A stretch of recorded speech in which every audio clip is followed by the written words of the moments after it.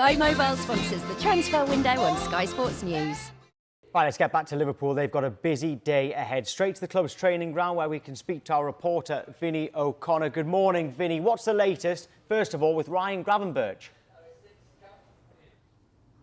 Well, his medical is due to get underway this morning. That's with a view to completing a transfer worth around €40 million. That's around £34.2 million. Not been the easiest deal to negotiate this, of course, because Bayern have been unwilling sellers in many respects. He didn't try, though, with Bayern yesterday as the deal was negotiated. Also, remember, they've got to factor in, of course, that Ajax are due a 7.5% sell-on clause on top of that. But he is due to sign now a 5-year contract with Liverpool. He has been on Liverpool's radar for a while. He obviously opted to join Bayern when Liverpool first showed an interest, and again has been in Liverpool's thinking this summer. Of course, as I mentioned, Bayern were unwilling sellers, but Liverpool were also in for Caicedo and for Lavia. When they didn't happen, they revisited Gravenberch, of course, and yesterday they were able to seal that deal with Bayern, which saw him fly over to Merseyside, and as I say, he is due to undergo a medical that is due to get underway this morning. And on top of that, of course, when you look at what kind of a player he is, he's a box-to-box midfielder essentially, so it'll be interesting to see exactly what role Jurgen Klopp envisages for him in a Liverpool shirt. We will, of course, get that opportunity to speak to the Liverpool manager around about 9:30. And potentially, though, Vinny, a nervy wait for Liverpool and their supporters. Will they be able to keep hold of Mo Salah? Well, Liverpool's position throughout all the speculation has been clear, really, that obviously while there's no deal on the table, then there's no problem for them whatsoever. And, of course, they've remained adamant throughout the situation as well that if an offer were to come in, then Mo Salah isn't for sale. What we know, as we reported yesterday, is that Al-Ittihad are working on a deal worth £150 million, including add-ons. They're willing to pay Salah, we believe, as well, around £1.5 million a week. It would make him the highest paid player in Saudi football. Liverpool, as I say, not receiving that offer, and as such remain adamant that they're not going to sell. Earlier this summer, of course, Salah's agent himself also ruled out a move in this window. Now, Al-Ittihad, we understand, will test that stance regarding Liverpool's stance, of course, but also test Mo Salah's resolve. And, of course, they hope that the money on offer could well tempt Salah to push for a move. And, of course, it doesn't have to happen today because the Saudi Pro League window is open until the 7th of September as well. So plenty of mileage, I suppose, still in this, depending on what happens from the Saudi point of view. But Liverpool's stance throughout this has been firm that he's not for sale. And it wouldn't make sense from a football point of view either if they weren't able to bring in a replacement for his goals. Vinny, thank you. We've actually got some news just into us about a former Liverpool striker as well. This is according to Sky in Italy, by the way. And we're talking about Divock Origi. Both, three clubs, Burnley, Fulham and Nottingham Forest, are all looking into the possibility of signing Origi today. We did say last week, didn't we, here on Sky Sports News, that he's been put on the transfer market by AC Milan. All three of those clubs want a striker today. He is available, and we will keep an eye on that one. Divock Origi may be coming back to the Premier League. OK, Kwaku, Harriet and James, good morning to all of you. And everyone at home, hashtag Sky Deadline Day. Liverpool fans, right now, we want to hear from you about how worried you are at the prospect of Mo Salah leaving the club. And Harriet, I think that question is one we can ask you.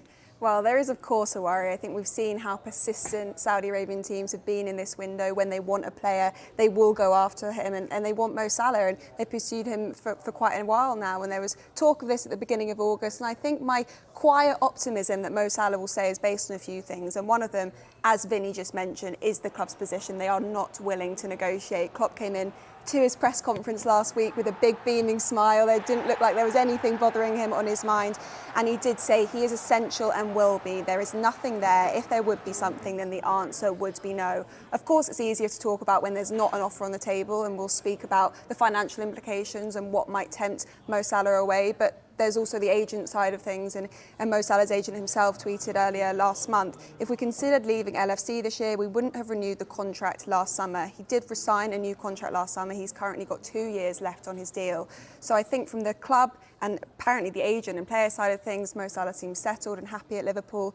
And with just a day left in the transfer window in the Premier League, there is no replacement for Mo Salah. I think Liverpool fans will say even if they had a month, a year left in the transfer window, there still wouldn't be enough time to find a replacement. Scored 44 goals in his first season, and a lot of people were saying, will he manage to keep up those levels? And the consistency he's shown year after year for Liverpool is just astounding, not just in terms of his goals, but his assists as well, the leadership that he brings to this team. Liverpool have lost so many other key players this summer. They will not want to let him go. So I feel that the club will do everything to make sure he stays a Liverpool player, and I think fans feel confident at the moment that the stance will stay that way. So, Kwaku, Harriet seems confident. Do you share that confidence for Liverpool fans?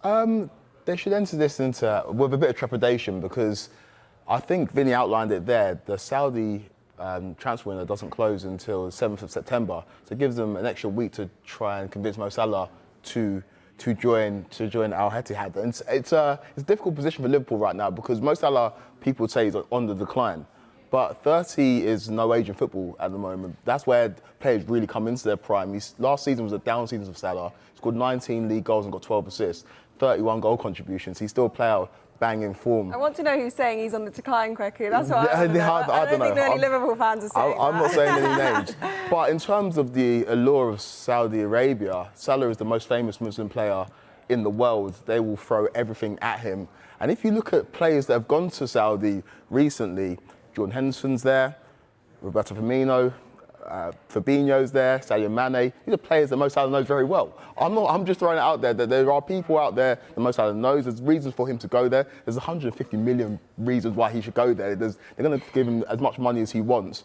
It's just whether they can get the deal done and whether Liverpool will be willing to sell. One thing I would say on that is those players that Liverpool have let go, some of them were a surprise, and particularly Fabinho, but they felt like they were coming towards the end of their life cycle at Liverpool. I think the club still feel like Mo Salah has got years left at his peak. The standard and the consistency that he sets for himself, he's still got so much left to give to the club, and that's why their stance will be different to some of the players you mentioned. James, we'll get to you in a moment. You're not off the hook, but let's bring in John Gibbons from the Anfield Wrap. Good morning, John. We're going to start with a nicer question for you, and Ryan Gravenberch, he'll have a medical today. Are you happy about that? Is he what you need?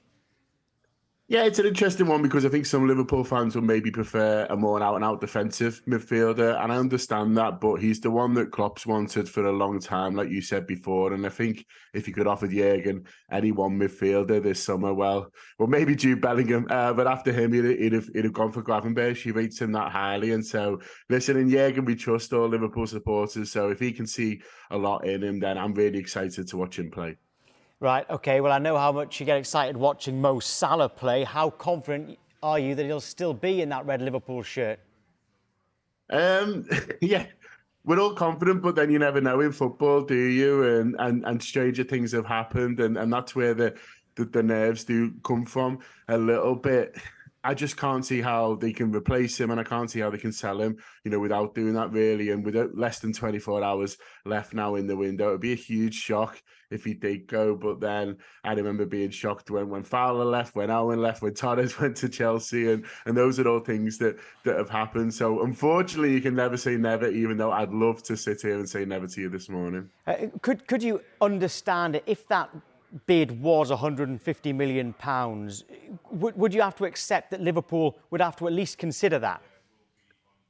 I don't see how they can, really, because, from a supporter point of view, you'd always rather have the players, out on the pitch than the money in the bank. And I think it is a bit of a delicate situation at the moment between the owners and the supporters. We've dropped into the Europa League last year. There's plenty of talk that that's due to lack of investment. And so to cash in on your star and not replace him, I think would be, it'd be very, very dangerous indeed. And so I don't think, it really matters too much, where the money goes from, because if from a fan point of view, if you can't spend it, then you'd much rather see the talent on the pitch. John, I will keep my fingers crossed for you. Thank you. I appreciate it. Yeah, Michael's been in touch using the hashtag Sky Deadline Day. Really don't want Mohamed to leave the club. It'll be hard to see him go if he does go today or even in the next window. Please stay, Mo. Jasmine says, I highly doubt that Salah will leave Liverpool. Pierre says, I'm not ready for Salah to be leaving. No one's ready. And Annie says, if only they'd come in with £150 million back in July, then Liverpool could have had their pick of the true market. So I think Annie is saying that really this is too late for Liverpool to let him go. But James, is losing Salah the worst thing that could possibly happen to Liverpool right now? I think absolutely. You look at his early performances this season, it highlights just how pivotal he is to this Liverpool side. Just the one goal, but you look at the assists that he's laid on already for his teammates. The winner for Darwin Núñez at Newcastle. Brilliant assist for Luis Diaz as well against Chelsea on the opening day of the season. Just one goal, but he's so much more than the goals. The assists he lays on for his teammates. 31 years of age, absolutely no signs of slowing down psychologically as well as what he offers on the pitch.